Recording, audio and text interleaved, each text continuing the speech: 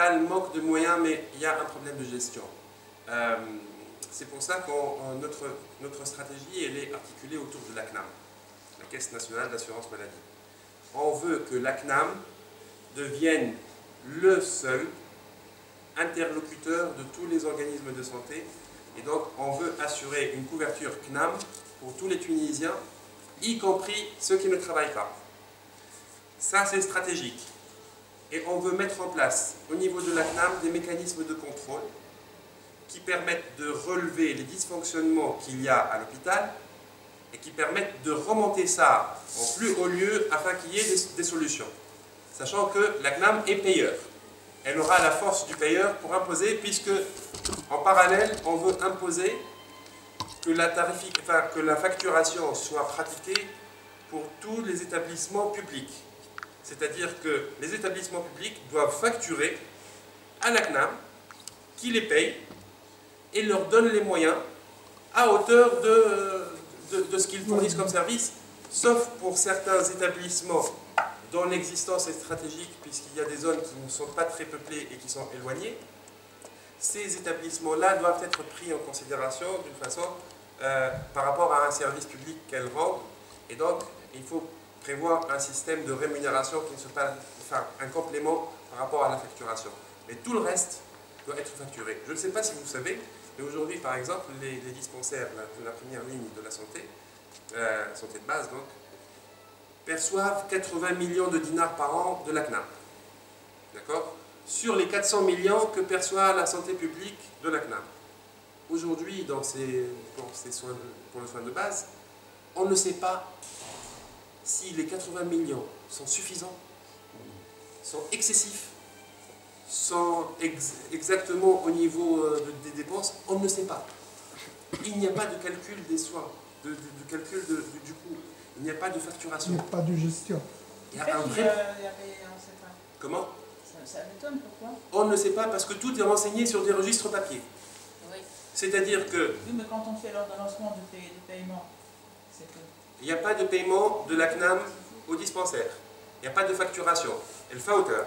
Ça n'existe que pour les CHU et pour les hôpitaux régionaux, etc. Mais il n'y a pas de... pour la santé, la première ligne, il n'y a rien. C'est vraiment sur des registres papier. Et c'était un chantier qui avait commencé, qui s'était arrêté, et on ne sait même pas pourquoi. Le ministère de la Santé n'a jamais voulu établir le coût des soins dans la santé publique. Ils ont mené quelques petites expériences, et une fois, je me souviens, le directeur de la santé, je ne sais pas quoi, qui était dans un colloque qui parlait de la santé publique, de la couverture santé, etc. Quand j'ai parlé du calcul du coût de la santé en Tunisie, il m'a regardé, il était directeur pendant 20 ans au ministère de la Santé, hein. Il m'a regardé et il me dit, monsieur, il faut arrêter d'essayer de deviner le sexe des anges. Ah bon? Oui, moi je suis issu de l'expertise comptable. La comptabilité analytique et de gestion est faite pour ça. On sait calculer tout. C'est même avec des approximations ou vraiment, on estime quand on est dans l'incapacité de définir l'exactitude. On ne fait même pas ça. Et après, on veut donner les moyens à l'hôpital public de se prendre en charge.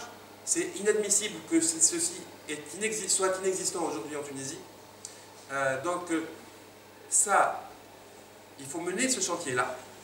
Il faut que la CNAM paye vraiment ce qu'elle doit à l'hôpital pour lui permettre de financer et ses coûts de gestion, de fonctionnement, et le coût de sa consommation, et les amortissements de ses équipements, et l'extension de ses activités.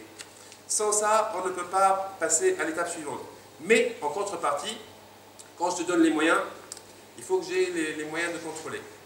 Donc, notre proposition, c'est d'avoir une commission qui va contrôler les hôpitaux par rapport à la qualité de service, etc. Autre chose, il y a une problématique qui est importante, c'est celle du médicament. On estime aujourd'hui le médicament qui est détourné à l'hôpital à 30 à 40%. Et le manque... Quand on dit détourné? Voler. Voler, Pour le vendre Voler. à l'extérieur pour se faire un deuxième salaire. Et les médecins peuvent en attester. Et tous ceux qui ont accès qui connaissent le sujet peuvent vous le Tu as dire. besoin, toi, et tu dis on n'a pas, et pourquoi derrière, il y a comment il est sorti. La pauvre dame, quand elle arrive, elle ne trouve pas de médicaments. Et on estime à 30% le médicament manquant. Quand le citoyen se déplace, qu'il va vouloir avoir du médicament de l'officine de l'hôpital, et le médicament est indisponible. Eh ben, il y a autant de détournements que de besoins. Il faut juste... Pharmacie centrale. Il faut juste Tout qu'on à mette en fait, place. ça, là, il faut... Il faut juste qu'on mette en place un système de traçabilité du médicament et de gestion de stock comme dans une officine privée. Parce que dans une officine privée, rien ne disparaît. Tout existe. Pourquoi est-ce que ça marche dans les officines privées et pas publiques? Donc ça, c'est vraiment le coût du système d'information qui est de l'investissement et c'est quelques millions de dinars. C'est rien du tout. Ah, comment ça, RGD.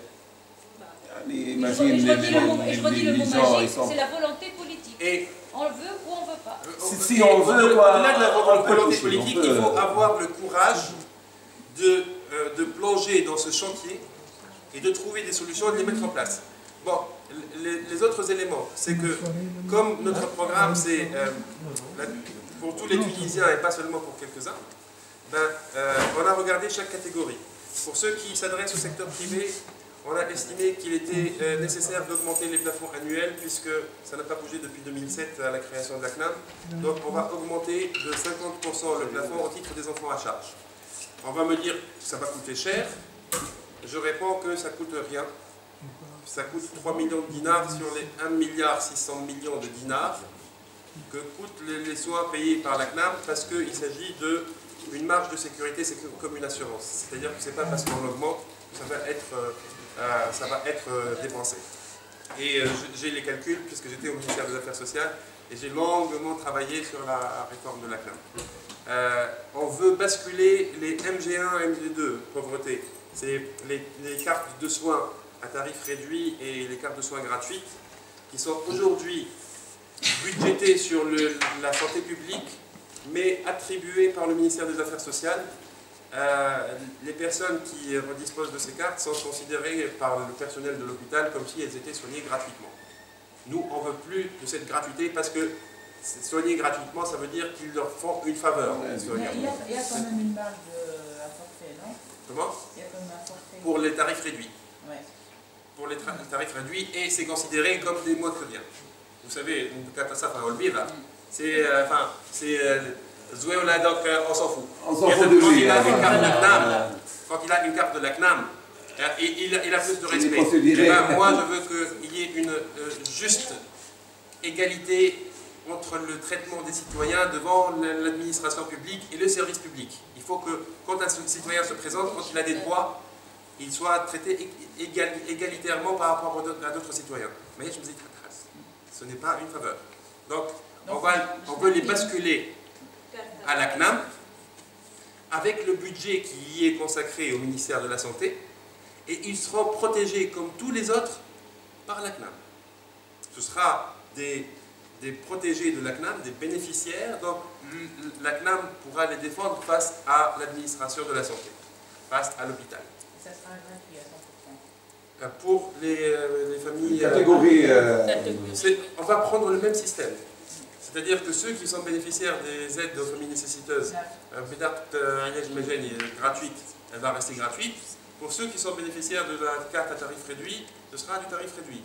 Par contre, l'innovation, le plus, c'est qu'on veut étendre les cartes de soins à tarif réduit à tous ceux qui ne sont pas assurés sociaux, à tous ceux qui n'ont pas de système de couverture de soins. Pourquoi? Déjà, on a un peu plus de 7 millions de Tunisiens qui sont affiliés à la CNAM, qui travaillent, avec les assurances sociaux. On a 235 000 familles nécessiteuses dans le programme CNAM. On a 605 000 cartes à tarif réduit.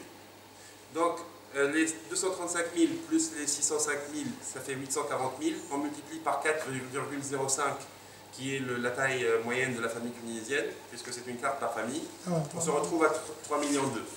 3,2 millions plus les 7,2 millions, ça fait du 10,4 millions et il nous restera entre 600 700 millions, 700 000 plutôt, Tunisiens. Des immigrés. Non, parce que... C'est ça, non, c'est Non, le non. chiffre. 600 700 000 Tunisiens qui ne sont pas couverts.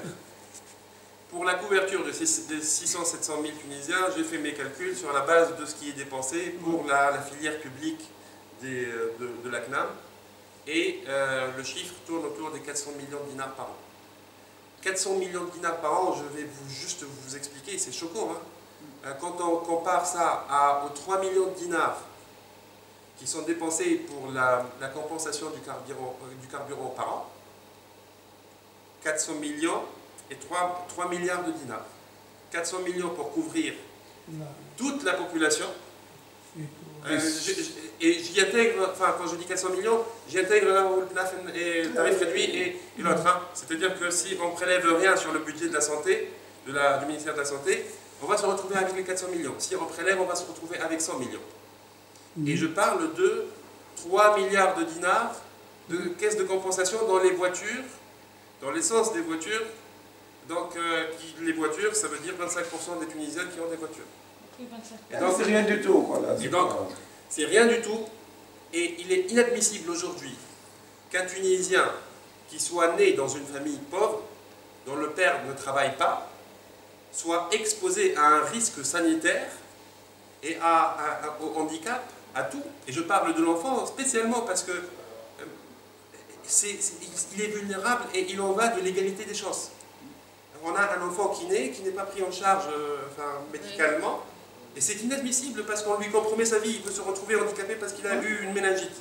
Donc, et pour rien du tout. Et donc, pour moi, et pour nous, en tant que parti, mais bon, je dis moi parce que c'est la partie sur laquelle j'ai le plus travaillé dans le programme, on ne peut pas, peu importe le coût, du moment que ça reste à la portée du pays, on ne peut pas se permettre aussi aujourd'hui de ne pas couvrir cette population-là. Et le droit à la santé, c'est un droit qui est aujourd'hui consacré par la Constitution. Donc, et le droit à la couverture santé en fait partie. Et on ne peut pas ne pas le faire. Et si on le fait, on va donner les moyens à la santé à travers la CNAM, puisque ce sera le seul client qui monopolise le paiement de la santé, hein, pour tous, pour le privé, pour le public, etc., pour pouvoir imposer ces règles à tous les acteurs et pouvoir imposer des conventions au secteur public. C'est-à-dire que tout le monde, tous les professionnels de la santé, y compris les pharmaciens et tout, ils vont être les clients de la CNAM. Enfin, ils vont être les fournisseurs de la CNAM, c'est eux leurs seuls clients. Et là, on avancera sur la piste de pourquoi est-ce qu'il y a des abus. Quand la CNAM sera forte, qu'elle pourra réguler et donner les moyens à la santé publique, et ben, petit à petit, le bras de fer changera de rapport de force. Et à terme, d'ici 10-15 ans, sachant qu'il ne faut pas laisser la situation comme ça, hein, il faut avoir une approche progressive en améliorant à chaque fois, en serrant un peu les taux.